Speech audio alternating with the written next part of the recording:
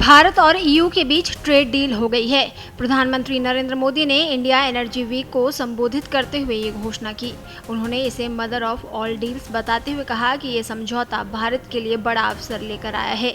इससे दुनिया का भारत पर भरोसा और बढ़ेगा। ये समझौता वैश्विक जीडीपी का 25% है। यूरोपियन यूनियन भारत का सबसे बड़ा ट्रेडिंग पार्टनर है। दोनों देश पिछले कई साल से एफटीए पर बात कर रहे थे। मोदी ने भारत ईयू के बीच ऐतिहासिक समझौते की घोषणा करते हुए कहा, कल ही भारत और यूरोपियन यूनियन के बीच एक बहुत बड़ा एग्रीमेंट हुआ है। दुनिया में इसकी चर्चा मदर ऑफ ऑल डील के रूप में हो रही है। ये समझौता भारत और यूरोपीय देशों के करोड़ों लोगों के लिए बहुत बड़ा अवसर लेकर आया है। उन्होंने कहा कि भारत यूरोपीय संघ मुक्त व्यापार समझौता भारत ब्रिटेन व्यापार समझौते का पूरक है। इससे विनिर्माण क्षेत्र को बढ़ावा मिलेगा और सहायक सेवाओं को लाभ होगा। प्रधानमंत्री ने कहा कि ये समझौता दुनिया की दो बड़ी अर्थव्यवस्थाओं के बीच तालमेल का एक शानदार उदाहरण है। ये समझौता ग्लोबल जीडीपी के करीब 25% और ग्लोबल ट्रेड के लगभग 1/3 हिस्से का प्रतिनिधित्व करता है।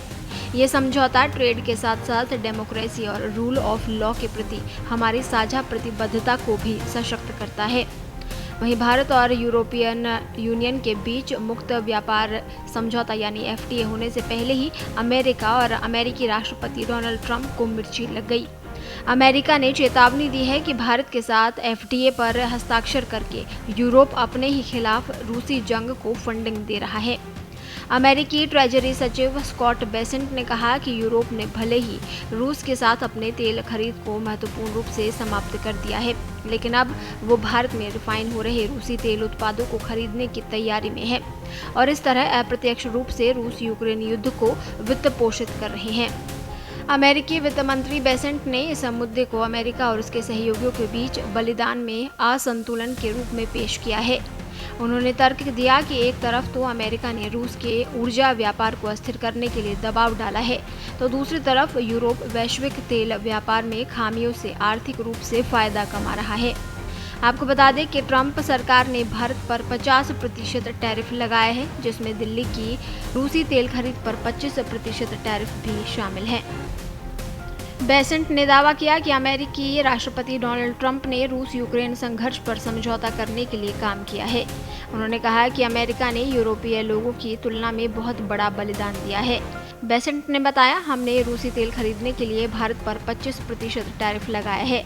अंदाजा लगाइए कि पिछले हफ्ते क्या हुआ था।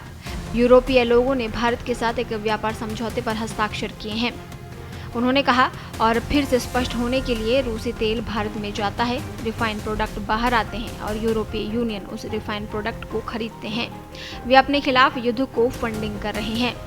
भारत और ईयू ने एफटीए पर बातचीत 2007 में शुरू की थी। साल 2013 में कुछ मुद्दों को लेकर बातचीत अटक गई।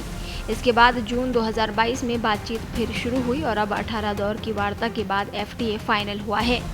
इस समझौते से भारत के textile, leather and footwear, James and jewellery, chemicals और समुद्री उत्पादों जैसी चीज़ों पर यूरोपियन यूनियन में लगने वाले आयात शुल्क में बड़ी राहत मिलेगी। देश दुनिया की ताज़ा खबरें और वीडियोस के लिए अभी डाउनलोड करें पत्रिका ऐप।